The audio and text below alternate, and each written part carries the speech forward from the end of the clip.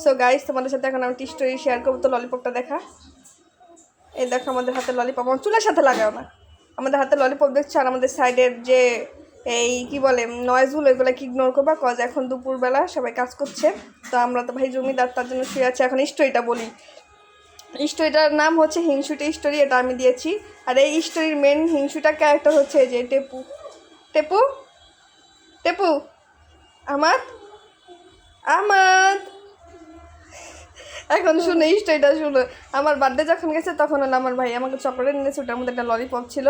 তো দেখছি এখন ওর বার্থডে গেলো, তাকে একটু লুক দে। তো এখন ওর বার্থডেটা ললিপপ এনে দেয় না, দেখে ও বলতেছে যে বাবা আমাকে ভালোবাসে না। কেন বাবা তোমাকে ভালোবাসে না? বাবা আমাকে ললিপপ এনে দেয় নাই কেন? ইশারা ললিপপ এনে দিস ওর বার্থডেতে, ওরা ললিপপ এনে দেয় নাই। চিন্তা করো কেমন হিংসা প্যাটের মধ্যে নিয়ে চলে। এতটুকু কিট্টু হইলে কি হইব, বুঝছো? তুই হিংসিটা, তুই হিংসিটা, চুপ, তুই হিংসিটা। ওরে তো সাহস তো কম বড় না। কই ফেলাবি?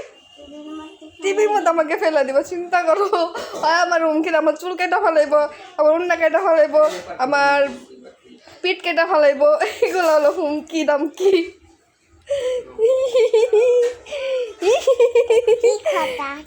চুপ।